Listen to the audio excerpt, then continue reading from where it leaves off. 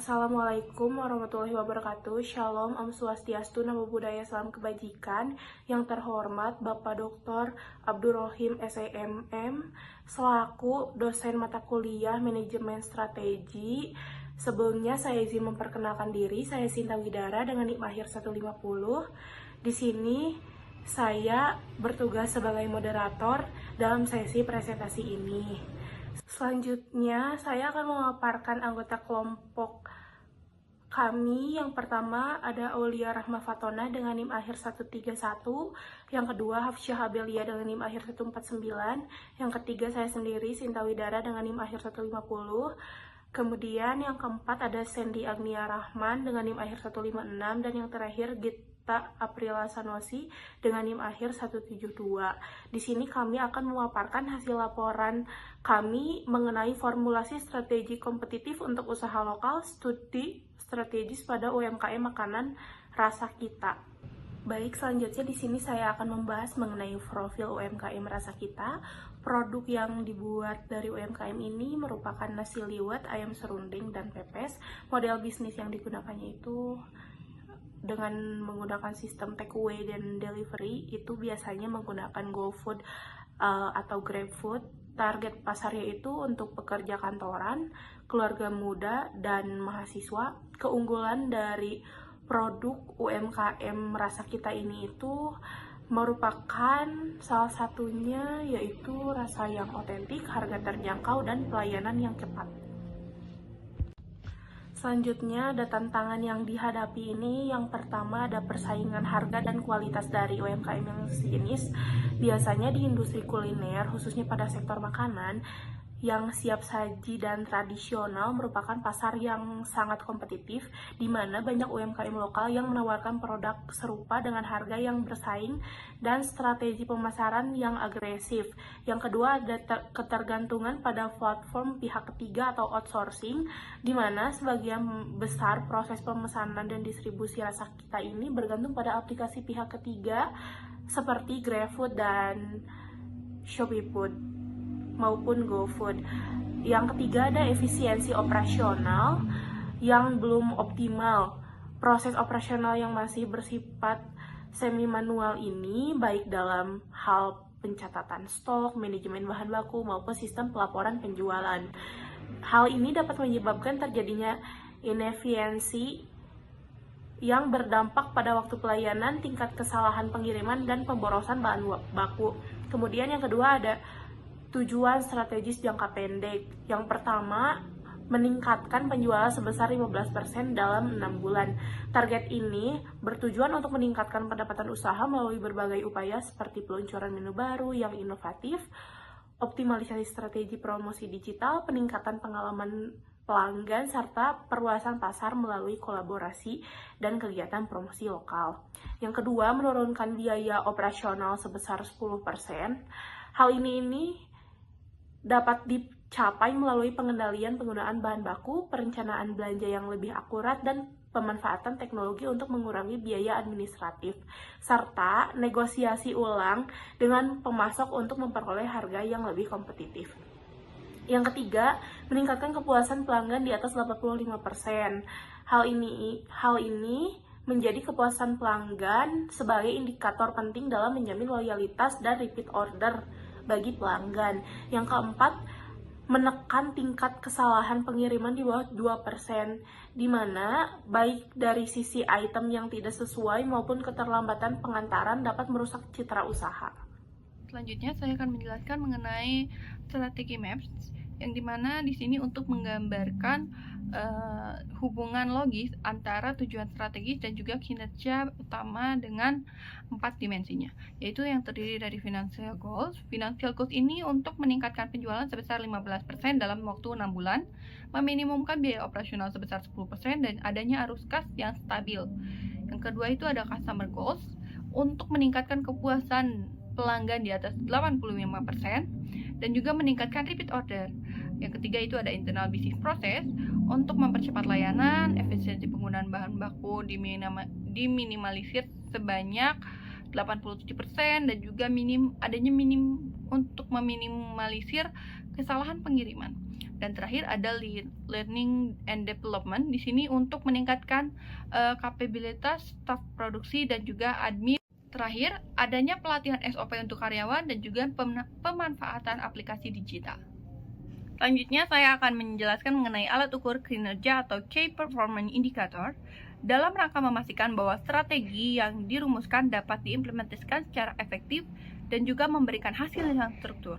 Maka diperlukan alat ukur ini untuk memilah variabel yang tepat. Dan juga alat ukur ini mencakup 3 aspek utama yang terdiri dari aspek keuangan sederhana, di mana di sini menjadi fondasi utama untuk menilai kesehatan usaha sejauh mana, juga kegiatan operasionalnya mendukung pencapaian tujuan profitabilitasnya. Indikator yang digunakan ada cash flow, margin laba bersih, dan juga ada struktur biaya tetap dan juga biaya variabel. Yang kedua itu ada aspek kepuasan pelanggan. Di sini kepuasan pelanggan itu merupakan indikator yang penting, yang dimana merefleksikan persepsi konsumen terhadap kualitas produk dan juga layanannya. Dalam konteks usaha kuliner, loyalitas pelanggan ini dapat berdampak langsung terhadap peningkatan volume penjualan dan secara berulang. Nah, indikatornya terdiri dari survei kepuasan pelanggan, repeat order, dan yang ketiga itu ada aspek proses internal dan efisiensi operasional.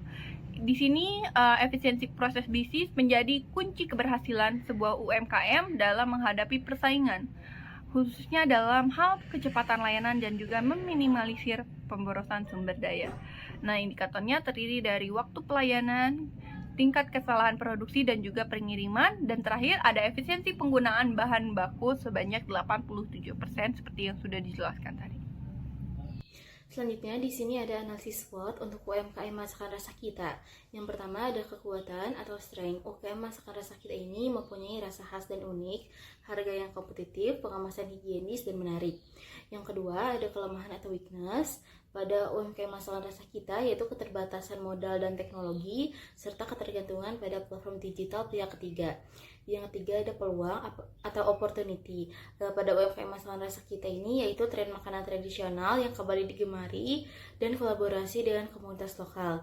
Yang terakhir ada ancaman atau threats pada UMKM Masakan Rasa Kita, yaitu perang harga antar kompetitor dan kenaikan harga bahan baku.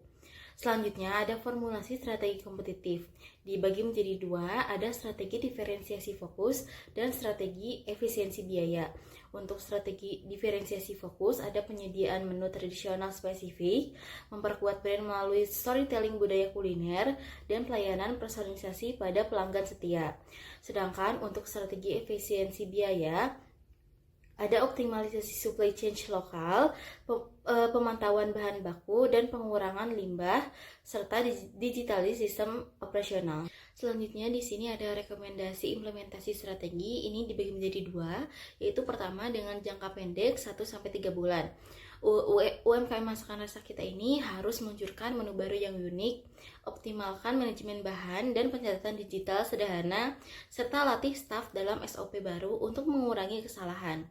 Yang kedua ada jangka menengah, yaitu 4-6 bulan. UMKM Masakan Rasa Kita harus evaluasi dan revisi strategi berdasarkan survei pelanggan. Terapkan sistem loyalitas pelanggan berbasis WhatsApp dan evaluasi margin keuntungan tiap menu. Kesimpulan, strategi kompetitif sangat penting bagi UMKM agar dapat bersaing di pasar yang semakin kompetitif.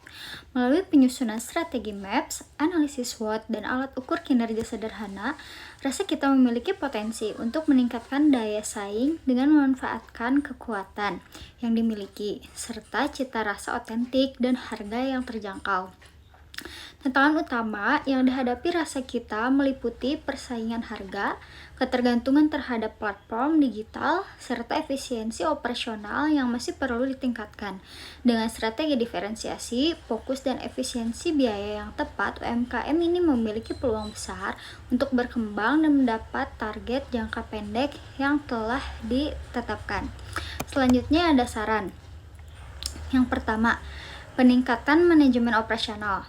Rasa Kita disarankan untuk segera menerapkan sistem pencatatan operasional secara digital agar proses monitoring biaya dan bahan baku lebih efektif sekaligus minimalisir kesalahan dalam pengiriman.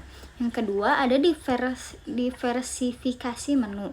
Untuk menarik minat pasar yang lebih luas, disarankan melakukan inovasi menu dengan tetap mempertahankan ciri khas makanan tradisional agar memiliki keunikan dibanding kompetitor. Terus selanjutnya, ketiga, ada strategi pemasaran yang lebih personal.